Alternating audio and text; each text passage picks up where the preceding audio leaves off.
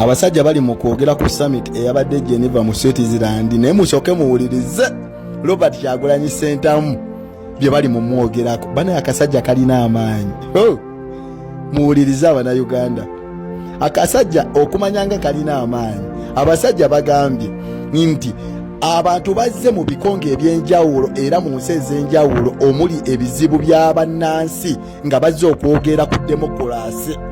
Wuliriza, tambuza vidiyo gwe mulimu gwo. Mbaagala nnyo olw'ensonga nti muzizaamu amaanyi omusharinga vidiyo nti abantu abamu bazzenga n'ebifaananyi byabwe ne boogera ebizibu badikiteeta bye batuusa ku bannansi ne biggwa, naye nti abantu obwedda balaba nga bangi naye nga si be bali awo abangi ennyo, naye nti omusajja yavudde mu Afirika nga boogera ku Robert Kyagulanyi Ssentamu bwe yayimuse oba bwe yatandise okwogera, jjukira yabadde ku Zoom, nti abantu beekubisizzaamu emirundi mingi nnyo n'okusinga abantu ababadde balaba, nti message ez'enjawulo, ebifaananyi ebyenjawulo nga bijja mu bantu eba nga bijja ku gundi egyo babadde bawanise gye bali mu kulabirako, nti abantu ab'enjawulo obwedda bakomentinga abamu nga bwe boogera ebikyamu ebiri mu ggwanga, nti mu Afirika saako ne mu nsi ez'enjawulo nga Buwarabu nti ne mu Europe abantu abaddugavu abali mu ggwanga lya Uganda bonna obwedda bawanika nga balaga obutali bumativu, nti Robert Kyagulanyi ne bannange akasajja kalina amaanyi bannange. Abasajja bali mu gamba bagambye nti Robert Kyagulanyi Ssentamu yayogeredde mu ssaawa ntono nnyo ne n'ayogera ebisibu, n'ayogera ebintu bingi nnyo mu budakiika bwe bamuwadde, nti yayogereddemu ebintu bingi nnyo y'ensonga lwaki bamuwadde attention nnyingi nnyo. Akasajja kalina amaanyi bane. Robert Kyagulanyi Ssentamu oba yavaawa Munnayuganda ekyamazima atatya Robert Kyagulanyi Ssentamu gwe ntya, naye naawe w'obanga tomutya obaako akatuli ku mutwe kubanga oba totegeera bulungi. Bw'otunuulira byayiseemu n'essaawa y'akakati kyaliko ekyamazima obaako akatuli ku mutwe. Kira kindi oba n'omutima omubi nga bagenda kuziika nagwo mu ntaana olw'ensonga nti tosobola wadde omutuuka wadde afu y'akajiiko, tosobola wadde gimutuuka. Omutima gwo gwogenda okufa nagwo omubi ogenda ziikira nagwo mu ntaana kubanga gwawaali tosobola tuukawo. Bwe yabadde ayogerera tosobola kwogerayo, tosobola tuukawo wadde yabadde ku Zoom neffe tukitwala nti yabadde wali, okitegeera. Kati gwe ogenda ku TV n'ogenda ku TikTok n'ogenda ku radio n'ogenda ludda n'oyesama buli kimu, naye gwe soka weebuuze wonna waali kati osobola otuukawo. Njagala gye bamwagala basobola nawe okwagala nga tonnaba muwalampa, nga tonnaba kwogera bingi. Gwe sooka okyebuuze. Abannayuganda mulina emitima emibi.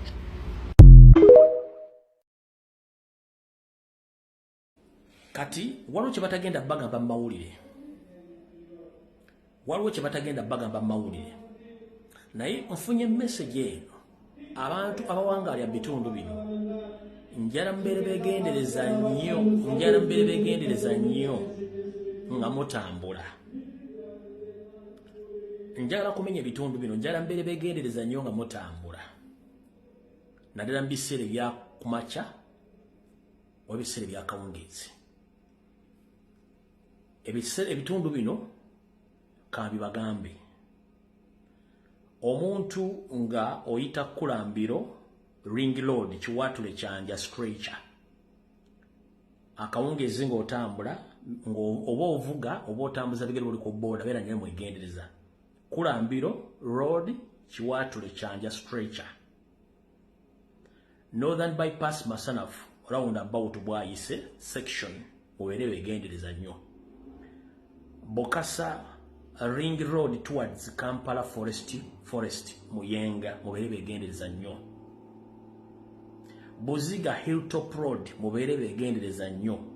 Kampala Entebbe Express Night Travelers mubeere begendereza nnyo. As well Mitiana Road beyond Buloba, Masaka Road beyond Nsanji mubeere begendereza nnyo nga mutambula olw'ensonga ebifo ebyo tebikyali safe n'omulundi n'ogumu eri bannayuganda abatambula. Kati bw'owulidde ebitundu ebyo weegendereza nnyo. Kati Nakulajjo omukulembeze bwe yabadde ngalabiseeko ku mutimbagano ng'ayogerako eri ensi yonna ng'ali mu Geneva Summit 2026 obubaka mwabulabe bwesibuddamu naye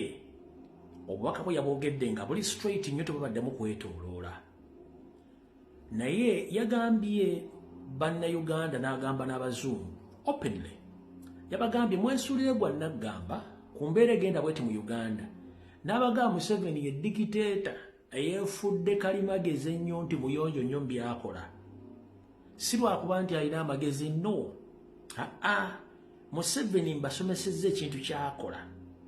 addira omuntu agenda omunoonyerezaako n'amufuula comfortable nnyo n'amuwa n'ebyokulya n'amuwa n'ebyokunywa n'amuwa n'ew'okusula n'amuwa n'obudde omutuukirira wattu n'akuwa n'ekasente era n'akulaga ebyo byeyagala okulaba takukaayanya kati awo n'akufuula comfortable n'abalaba bati obasudde mu katego ke wabula yabagambye abazungu nti muli wano mwesudde gwa naggamba abantu battibwa bawambibwa naye embeera egenda tuuka eve mu by'obuntu etuukewo ng'ekyali e Rwanda ng'ate mwakimanyako temutabaako kyemukola naye mbagamba nti ekintu ekyo kyandituuka mu Uganda singa mba temufudde eyo nnyo kujja nakyemalira oyo mu ntebe yabagambye mu lwatu ng'omusizi Aggressive bwe mutafaayo kweŋŋanga Museveni mu ngeri yonna ekyatuukirwa nakiyinza okugwa mu Uganda olw'ensonga nti buli kimu ekigenda mu Africa mukiraba naye mwesube gwa naggamba ekyo yakibagambye olw'ensonga ono akozesa abantu bangi nnyo okutuukiriza ebigendera byayagala ng'omuntu bw'ate byayogedde kati abasinga obungi olunaku lwajjo President gagenda okwogola abaddeyo diversions nyingi ne diversions ezo tezabadde successful lwaki diversion yasoose yabadde ya Yusufu Nsibambi nga bwe nabawandiki ne bagamba nti kyusibwa Yusufu Nsibambi si mawulire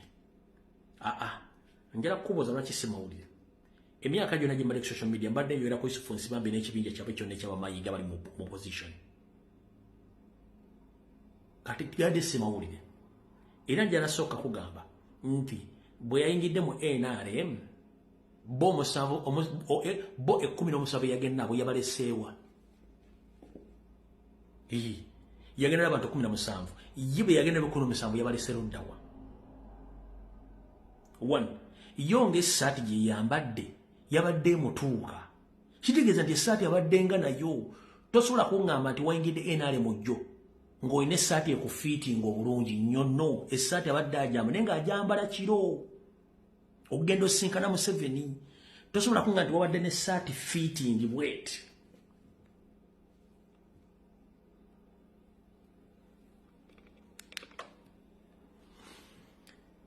ng'essaati etobadde n'ebbanga nange kufiitinga bwetyo olaba ne morals ezibadde mu Nuupu ba state agent baddenga mu Nuupu nabo Museveni ne bamafi ba ino badde babaleeta nga bambala bi t-shirt binene enkofira tezijja ku mutwe nga tebambala fitting ngo naye ono fitting gyayamba tekitegeeza nti essaati abaddenga nayo ng'emu fittinga bulungi nnyo kitegeera bulungi nnyo ono omusajja gano si mawulire just baagende bakulietinga diversion nekyagaanye okitegeera essaati emu fittinga azifu nti yabadde nayo already kubanga tukimanyi nti bano badde ba NRM okitegeera bulungi nnyo kati yoyo nno abadde nampala wa FDC mu palamenti y'eggwanga Kanso Yusufu Nsibambi olunaku olwaleero alangiridde nga bweyigasse ku NRM mu butongole era n'agamba nti yazze kukola na mwami Museveni uliriza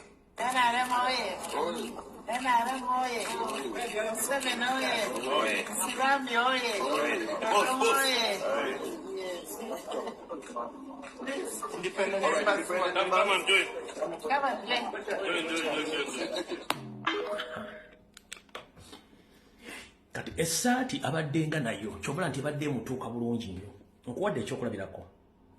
nti Museveni badde bamutega abantu baga nti bakyusa okuva mu Nuupu nga t-shirt tezikwatagana